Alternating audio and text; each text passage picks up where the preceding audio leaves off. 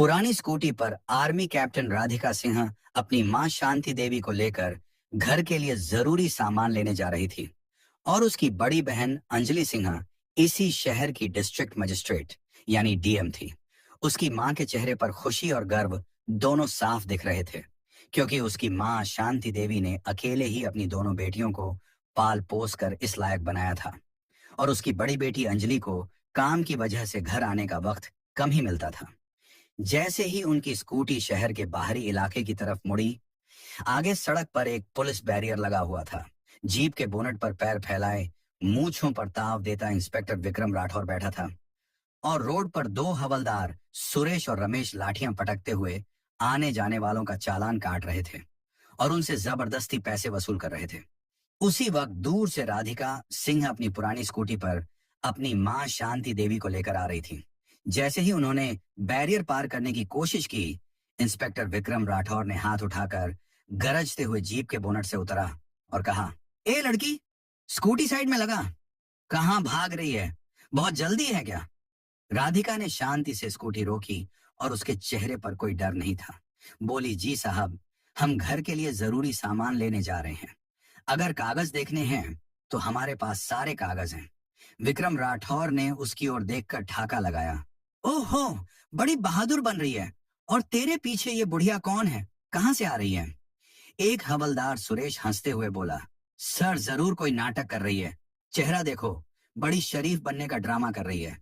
दूसरे हवलदार रमेश ने और भी भद्दे अंदाज में कहा, सर इस बुढ़िया और लड़की का तो शक्ल ही देख लो, चोरी चकारी की मास्टर लग रही है। बुढ़िया ये शब्द राधिका के दिल में चुभ गए। उसकी आंखें लाल हो उठी। उसने गहरी सांस लेकर जवाब दिया, जुबान संभाल कर बात कीजिए, ये मेरी माँ है, हमारे पास सारे कागज मौजूद हैं, आप सिर्फ अपना काम करिए। किसी के बारे में ऐसे शब्द बोलना ये पुलिस वालों के मुंह से शोभा नहीं देता। इतने में इंस्पेक्टर विक्रम राठौर गुस्से में आग बबूला हो गया और बोला, अबे चुप, तेरी जैसी लड़की हमें बोलना सिखाएगी तू? हमें कानून मत सिखा, हमें अच्छी तरह पता है कौन शरीफ है और कौन नहीं। निकाल कागज। राधिका ने स्कूटी की डिग्गी से लाइसेंस और कागज निकालकर इंस्पेक्टर विक्रम राठौर को दिए। विक्रम राठौर ने कागजों को बिना देखे हवा में उछाल दिया और गुर्राया, अबे मूर्ख लड़की, हमें उल्लू बना रही है नकली कागज दिखाकर, सोच रही है कि ऐसे ही निकल जाएगी, हमसे चालाकी कर रही है। राधिका को गुस्सा आ गया और बोली, सर हमारे चालान ही काट लीजिए, इस तरह से हमारे साथ बदतमीजी मत करिए। उसी वक्त से हमारा समय और दिमाग दोनों खराब किए हुए हैं। इससे अच्छा तो हमारा चालान ही काट लीजिए, हम चालान ही भर देंगे। इतना सुनते ही इंस्पेक्टर विक्रम राठौर आगे बढ़ा और बिना किसी झिझक के एक जोरदार थप्पड़ राधिका के चेहरे पर जड़ दिया। उसकी आवाज इतनी तेज थी कि पूरी सड़क पर सन्नाटा छा गया। राधिका का सिर झटक गया, आंखों में आंसू तैर गए। एक आर्मी ऑफिसर जिसने सीमा पर दुश्मनों की गोलियों का सामना किया था, आज अपने ही शहर में वर्दी पहने गुंडों के हाथों अपमानित हो रही थी। उसकी मां शांति देवी चीख पड़ी और आगे बढ़कर बोली, अरे मेरी बच्ची को क्यों मारा तुमने? अरे भगवान से तो डरो। विक्रम राठौर ने उन्हें धक्का देते हुए चिल्लाया, चुप बुढ़िया, ज्यादा बोलेगी तो तुझे भी ऐसे ही थप्पड़ मिल जाएगा। हवलदार सुरेश और रमेश दोनों शैतानी हंसी हंसते हुए बोले, हाँ हाँ, बड़ी तेज बन रही थी, देखो सारी तेजी निकल गई। अब राधिका का खून खौल उठा। उसका हाथ थप्पड़ का जवाब देने के लिए उठा, पर फिर वहीं रुक गया। वह जानती थी कि अगर उसने इन गुंडों पर हाथ उठाया तो मामला और बिगड़ जाएगा। उसकी आंखें अंगारों की तरह जल रही थीं, पर होंठ बंद थे। इंस्पेक्टर विक्रम राठौर चिल्लाते हुए बोला, इन दोनों को गाड़ी के अंदर ठूसो और ले चलो थाने। वहां हम बताएंगे कि पुलिस की पावर क्या होती है। गुंडों की तरह तीनों पुलिसकर्मी उन्हें धक्के देकर जीप में ठूसने लगे। सड़क पर तमाशा देखने वालों की भीड़ जमा हो गई थी। कुछ लोग मोबाइल निकालकर वीडियो बना रहे थे, पर किसी की हिम्मत नहीं हुई कि आगे बढ़कर बोल सके। इसी भीड़ में एक नौजवान लड़का चुपचाप पूरी घटना रिकॉर्ड कर रहा था। उसे अंदाजा भी नहीं था कि उसका यह वीडियो आने वाले वक्त में पुलिस की गुंडागर्दी के खिलाफ तूफान खड़ा करने वाला है। जीप में राधिका अपनी मां को सीने से लगाए बैठी थी। शांति देवी रो रही थी और बेटी के चेहरे पर पड़े थप्पड़ के निशान देखकर सिसक रही थी। राधिका की आंखें आसमान की तरफ टिक गईं। चेहरे पर खामोशी थी, लेकिन दिल में एक आग जल चुकी थी। वह जानती थी यह अपमान वह चुपचाप नहीं सहने वाली। थाने पहुंचते ही विक्रम राठौर मूंछों पर ताव देता हुआ गरजा, अबे हवालत में ठूंस दो इन दोनों को, सुबह तक सारी अकड़ निकाल देंगे, फिर देखेंगे इनकी औकात। हवलदार सुरेश और रमेश ने धक्के मारकर माँ बेटी को एक बदबूदार कोठरी में बंद कर दिया। दरवाजा बंद होते ही कोठरी की दीवारों में उनकी सिसकियों की गूंज गूंजने लगी। लेकिन इन पुलिस वालों को इस बात का पता नहीं था कि बाहर एक ऐसा तूफान था जिसकी कान में थोड़ी सी भी भनक लग गई तो उसके चपेट में थाने समेत इनकी पूरी जिंदगी को तबाह कर देने वाली थी। उसकी मां शांति देवी ने रोते हुए कहा, बिटिया ये लोग हमें कहां बंद कर दिए, अब क्या होगा? राधिका ने अपनी मां को गले से लगा लिया। उसकी अपनी आंखों में भी आंसू थे, लेकिन आवाज में फौलाद जैसी मजबूती थी। मां तुम चिंता मत करो, मैं हूं ना, बस थोड़ी देर की बात है, सब ठीक हो जाएगा। थाने में एक चाय वाला लड़का जो अक्सर डीएम ऑफिस भी चाय देने जाता था, उसने राधिका को पहचान लिया। वह कांप गया, अरे ये तो आर्मी वाली मैडम है, डीएम साहिबा की छोटी बहन। लेकिन इंस्पेक्टर के खौफ से वह कुछ बोल नहीं पाया और चुपचाप वहां से खिसक गया। थोड़ी देर बाद एक सब इंस्पेक्टर शराब के नशे में धुत होकर हवालत के पास आया। हाथ में बोतल लहराते हुए बोला, अबे कौन हो तुम दोनों? बड़ी वीआईपी बनी फिरती हो, बताती क्यों नहीं अपना असली नाम? राधिका ने उसकी तरफ नफरत से देखा पर कुछ बोली नहीं। वह शराबी दरोगा भी कुछ और उल्टा सीधा बकता हुआ चला गया। धीरे धीरे रात गहराने लगी। हवालत के अंदर मच्छरों की भिनभिनाहट, सीलन की बदबू और घुटन बढ़ती जा रही थी। शांति देवी को अस्थमा की शिकायत थी। उस घुटन भरे माहौल में उनका दम घुटने लगा। वह जोर जोर से खांसने लगी। राधिका घबरा गई। उसने दरवाजा पीटना शुरू कर दिया, कोई है? दरवाजा खोलो, मेरी माँ की तबीयत खराब हो रही है, प्लीज किसी डॉक्टर को बुलाए। उसने बार बार आवाज दी, लेकिन उसकी आवाज थाने के शोर में दबकर रह गई। बाहर से एक सिपाही की आवाज आई, अबे चुपचाप पड़ी रह, ड्रामा मत कर, सुबह से पहले कोई दरवाजा नहीं खुलेगा। पूरी रात राधिका अपनी माँ का सिर गोद में रखे बैठी रही। वह अपनी माँ की पीठ सहलाती रही, उन्हें हिम्मत देती रही।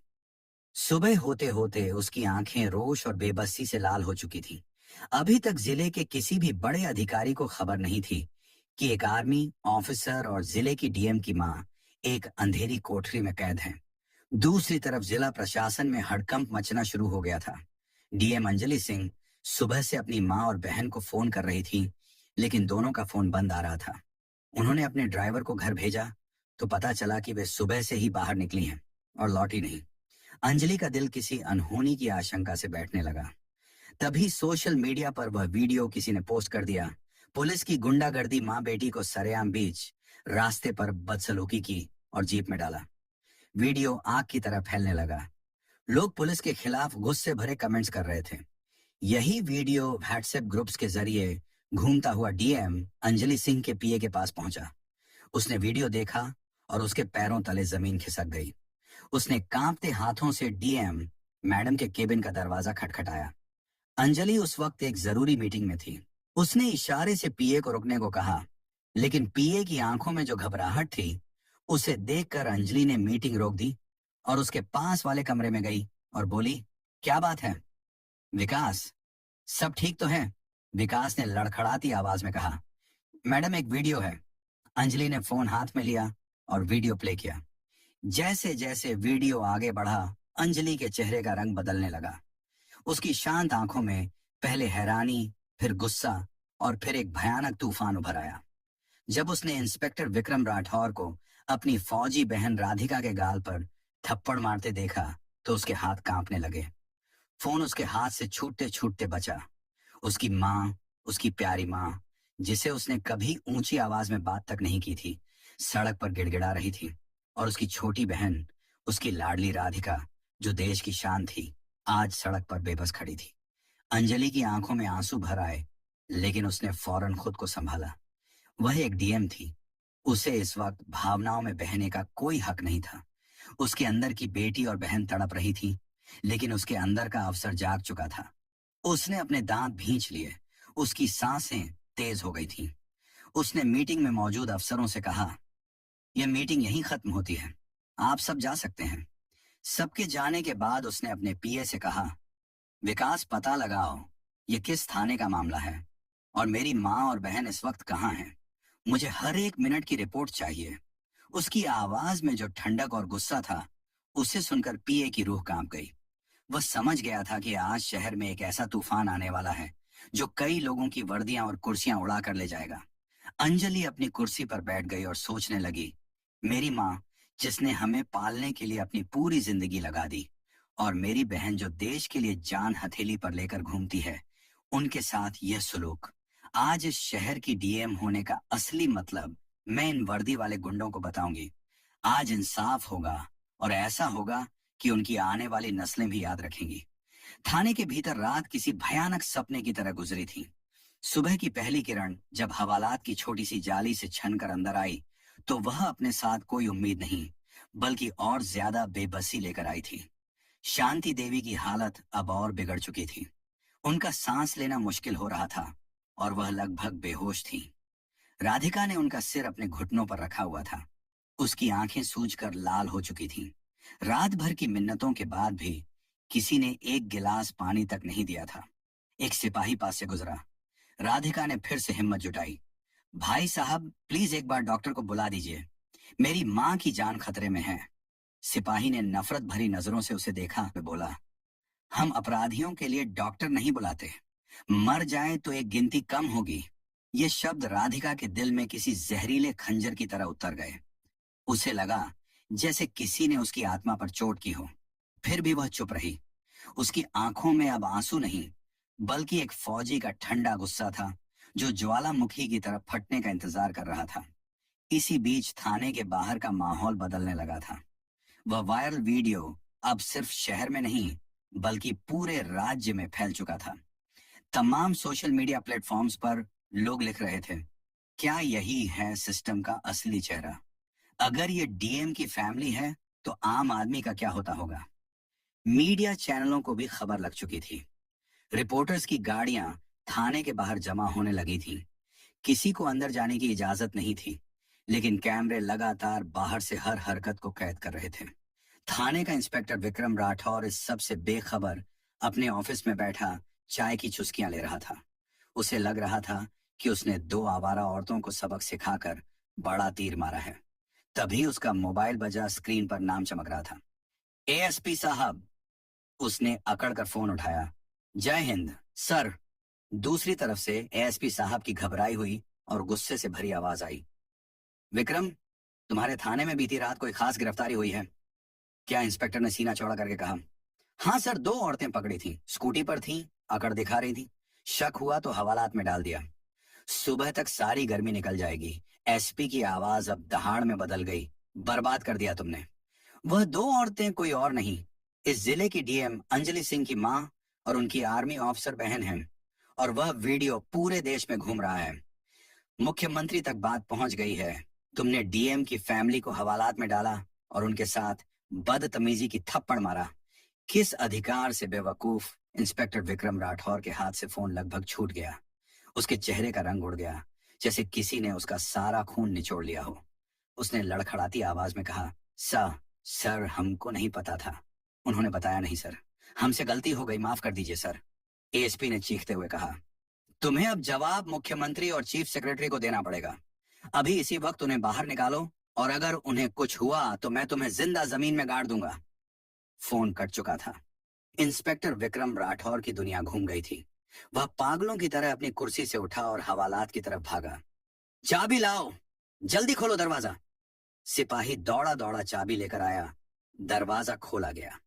अंदर का मंजर देखकर इंस्पेक्टर की आत्मा कांप गई। राधिका नीचे जमीन पर बैठी थी। उसकी गोद में उसकी माँ बेहोश पड़ी थी। इंस्पेक्टर दौड़ते हुए अंदर गया और हाथ जोड़कर गिड़गिड़ाने लगा, मैडम, हमको माफ कर दीजिए। हमें सच में नहीं पता था कि आप कौन हैं। आपने बताया क्यों नहीं? राधिका ने कोई जवाब नहीं दिया। उसने बस अपनी माँ की नब्ज टटोली। वह बहुत धीमी चल रही थी। उसने इंस्पेक्टर की तरफ ऐसी नजरों से देखा कि वह कांप गया। जल्दी एम्बुलेंस बुलाओ। उसकी आवाज में एक फौजी का हुक्म था। इंस्पेक्टर ने कांपते हाथों से मोबाइल निकालकर एम्बुलेंस को फोन किया। 5 मिनट के अंदर एम्बुलेंस थाने पहुंच गई। शांति देवी को स्ट्रेचर पर लिटाया गया। राधिका भी उनके साथ एम्बुलेंस में बैठ गई। जैसे ही वह लोग थाने से बाहर निकले, मीडिया ने उन्हें घेर लिया। कैमरों की फ्लैशर लाइट और सवालों की बौछार शुरू हो गई।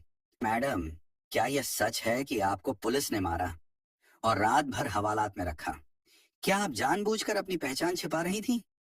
क्या आप दोषियों के खिलाफ एक्शन लेंगी? राधिका ने किसी सवाल का जवाब नहीं दिया। उसकी नजरें सिर्फ अपनी मां पर थीं। उसने बस इतना कहा, पहले इन्हें अस्पताल ले चलिए, बाकी बातें बाद में।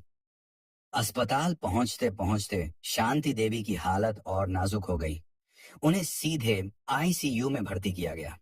डॉक्टर ने बताया कि उन्हें घुटन और मानसिक आघात की वजह से सीवियर अस्थमा अटैक आया है। उनकी उम्र को देखते हुए स्थिति चिंताजनक है। ये सुनकर अब तक पत्थर बनी हुई राधिका टूट गई। वह अस्पताल के कॉरिडोर में एक बेंच पर बैठकर अपने आंसू रोकने की नाकाम कोशिश कर रही थी। तभी वहां डीएम अंजलि सिंह पहुंची।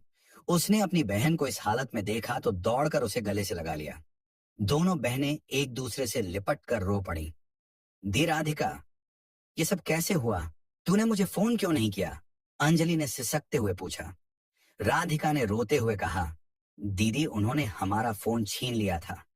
और माँ दीदी, माँ को कुछ हो गया तो मैं खुद को कभी माफ नहीं कर पाऊंगी। अंजलि ने अपनी बहन के आंसू पोंछे। कुछ नहीं होगा माँ को, और जिन्होंने ये किया है उन्हें भी अब कुछ नहीं होगा, क्योंकि उनकी जिंदगी की सबसे बड़ी सजा अब शुरू होने वाली है। कुछ देर बाद एसपी, डीआईजी और जिले के तमाम बड़े अफसर अस्पताल पहुंचे। एसपी ने आगे बढ़कर हाथ जोड़े। मैडम, हम बहुत शर्मिंदा हैं। आपकी पहचान ना जान पाना हमारी बहुत बड़ी भूल थी। हमने इंस्पेक्टर दरोगा और दोनों हवलदारों को तुरंत सस्पेंड कर दिया है। एफआईआर भी दर्ज कर ली गई है। अंजलि ने उनकी तरफ घूमकर देखा। उसकी आंखों में आंसू नहीं, बल्कि लावा दहक रहा था। एसएसपी साहब, ये भूल नहीं, गुनाह है।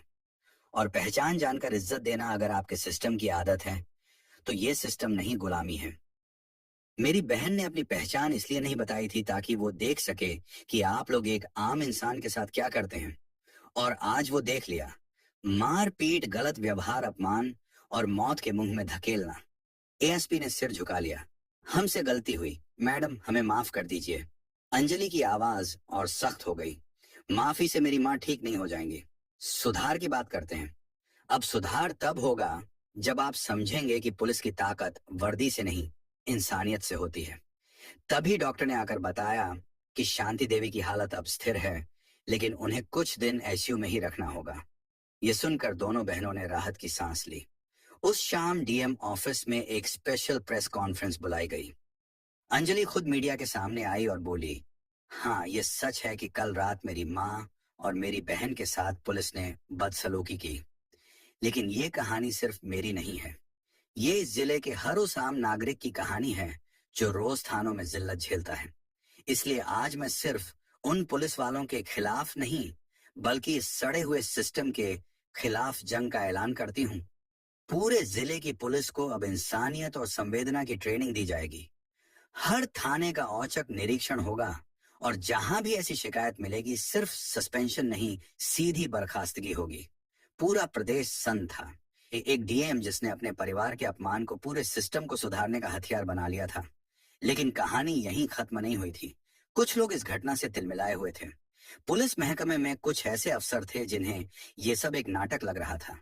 कुछ नेता भी परेशान थे, क्योंकि अगर सिस्टम की पोल खुली तो उनकी पकड़ डीडीडीएच कमजोर हो सकती थी। अगले कुछ दिनों में अंजलि के खिलाफ झूठी शिकायतें, दबाव और ट्रांसफर की अफवाहें फैलने लगीं। क्या अंजलि इन साजिशों के जाल से निकल पाएगी? क्या वो वाकई इस जंग को जीत पाएगी? ये लड़ाई अब सिर्फ एक डीएम की नहीं, बल्कि दो बहनों की थी। एक जो कानून से लड़ रही थी, और दूसरी जो हर मुश्किल में उसके साथ खड़ी थी। अस्पताल के आईसीयू में हल्की नीली रोशनी फैली हुई थी। मशीनों की धीमी बीप बीप की आवाज के बीच शांति देवी लेटी हुई थी। उनके चेहरे पर ऑक्सीजन मास्क था, लेकिन अब उनकी सांसें पहले से स्थिर थीं। उनके पास बैठी अंजलि और राधिका अपनी मां को खामोशी से देख रही थीं। बीते 24 घंटों ने उनकी दुनिया को हिलाकर रख दिया था। एक बेटी जो पूरे जिले की मालिक थी, आज खुद को बेबस महसूस कर रही थी, और दूसरी बेटी जो देश के दुश्मनों से नहीं डरती थी, वो अपनी मां की हालत देखकर अंदर से कांप रही थी। अंजलि का फोन लगातार बज रहा था।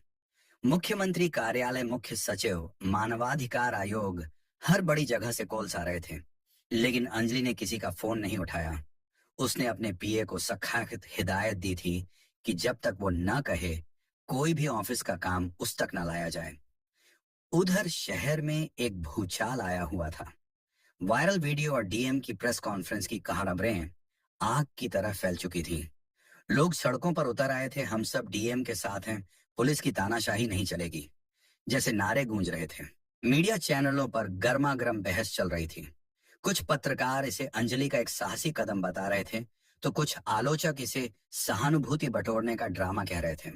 अंजलि के विरोधी भी सक्रिय हो गए थे। शहर के एक दबंग विधायक बलवंत राय, जिसकी कई गैर कानूनी गतिविधियों पर इंस्पेक्टर विक्रम राठौर जैसे पुलिस वाले पर्दा डालते थे, ने प्रेस में बयान दिया, ये सब एक सोची समझी नौटंकी है। अफसरशाही अब नाटक करके जनता को बेवकूफ बना रही है। हम गृह मंत्रालय से इसकी उच्च स्तरीय जांच की मांग करेंगे। राजनीतिक गलियारों में यह मामला अब प्रशासनिक से ज्यादा राजनीतिक बनता जा रहा था। राजधानी में एक हाई लेवल मीटिंग बुलाई गई, जिसमें अंजलि के इस कदम पर चर्चा हुई। कुछ बड़े अफसरों ने कहा, अगर हर अफसर ऐसे ही आम जनता बनकर सिस्टम की पोल खोलने लगेगा, तो फिर सिस्टम चलाएगा कौन? लेकिन वहीं कुछ ईमानदार अफसरों ने अंजलि का समर्थन भी किया। अगर डीएम मैडम ने यह कदम ना उठाया होता, तो थानों में चल रही यह अंधेर गर्दी कभी सामने ना आती। इन सब के बीच इंस्पेक्टर विक्रम राठौर, शराबी दरोगा और दोनों हवलदारों को सस्पेंड कर दिया गया था।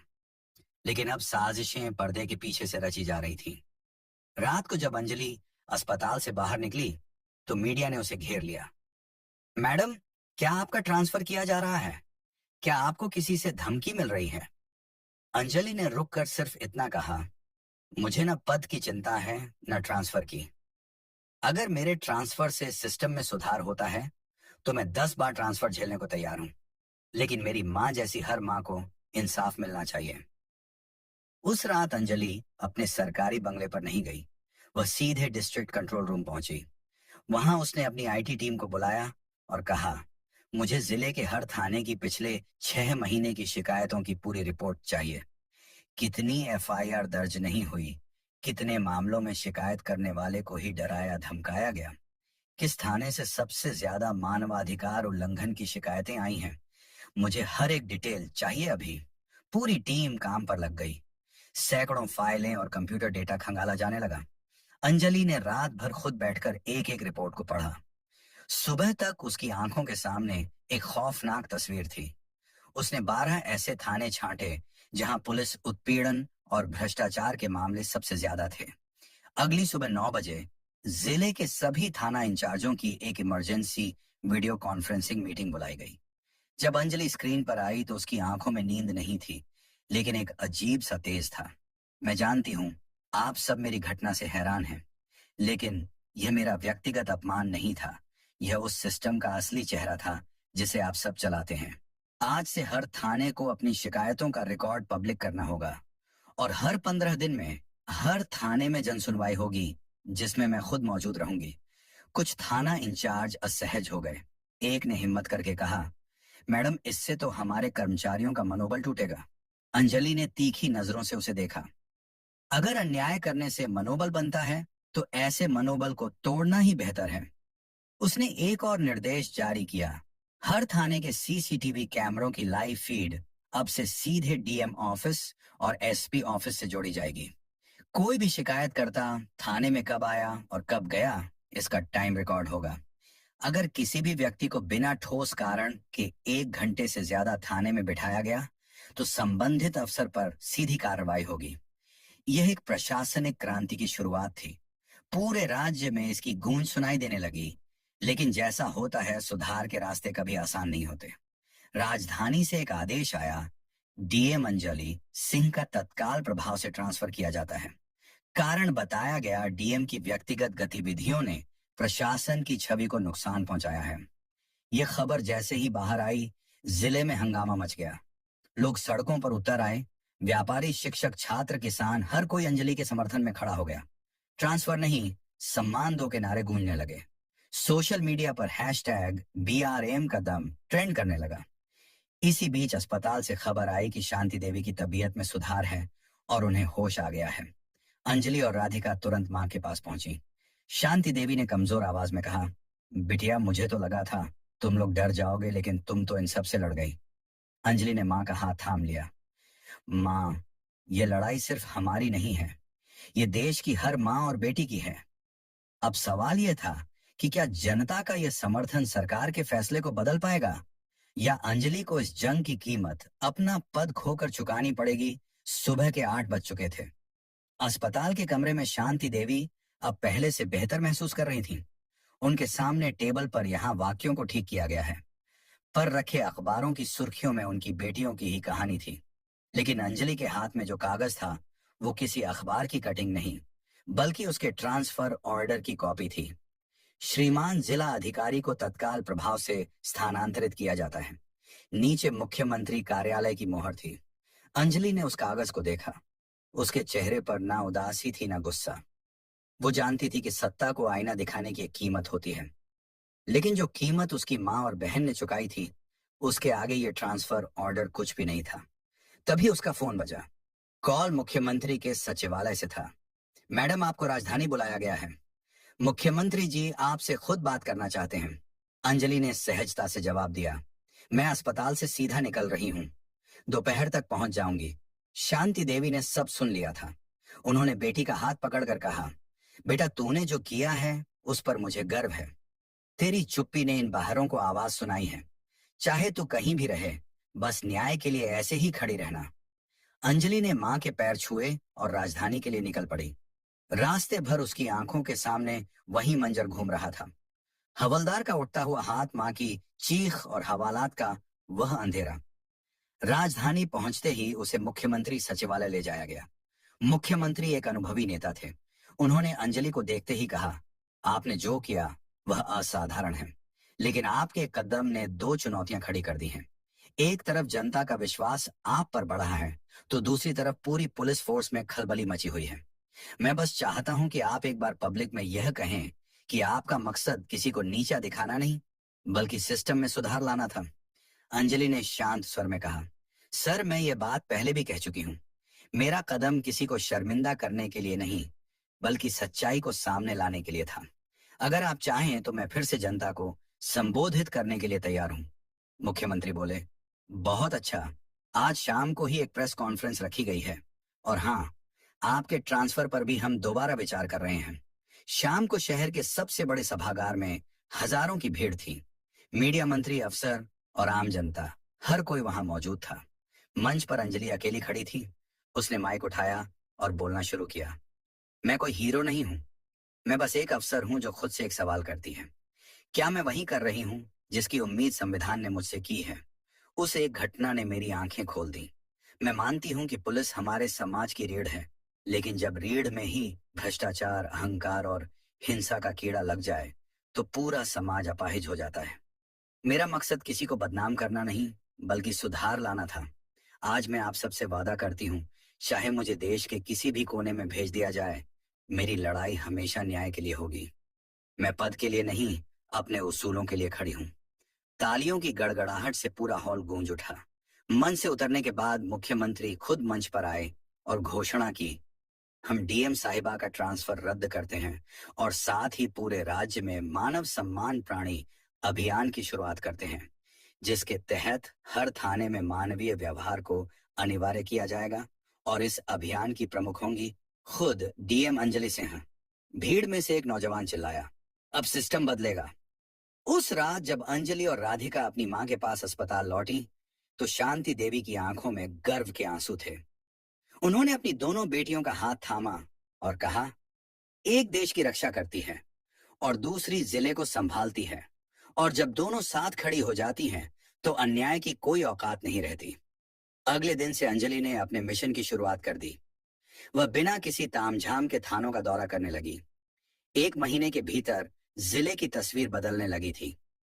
थानों में अब डर नहीं, बल्कि सम्मान का माहौल था। सिपाही लोगों से मुस्कुराकर बात करने लगे थे, और शांति देवी, जो कभी एक हवालात में बेहोश पड़ी थीं, आज गर्व से सबको बताती थीं कि उनकी बेटियां सिर्फ अफसर नहीं, बल्कि इंसाफ की वह मशाल हैं जो अंधेरे को चीरना जानती हैं। कहानी यहाँ खत्म होती है, लेकिन एक मजबूत सीख के साथ। अगर आप सच्चाई के रास्ते पर अकेले भी खड़े हैं, तो याद रखिए, आपकी एक चिंगारी पूरी व्यवस्था में लगी आग को बुझाने की ताकत रखती है। जीत हमेशा सच की होती है। अगर आपको यह कहानी पसंद आई हो, तो इसे लाइक करें और ज्यादा से ज्यादा लोगों तक शेयर करें। कमेंट करके बताएं कि आपको अंजलि और राधिका का कौन सा कदम सबसे अच्छा लगा। और हमारे चैनल को सब्सक्राइब करना ना भूलें, क्योंकि हम आपके लिए ऐसी ही प्रेरणादायक कहानियां लाते रहेंगे। तो दोस्तों, यह कहानी केवल मनोरंजन और शिक्षा के उद्देश्य से बनाई गई है। इसमें दिखाए गए सभी पात्र, घटनाएं और संवाद काल्पनिक हैं। किसी भी वास्तविक व्यक्ति, संस्था या घटना से इनका कोई संबंध नहीं है। कृपया इसे केवल कहानी के रूप में देखें और इसका आनंद लें। हम किसी की भावनाओं को ठेस पहुंचाना नहीं चाहते।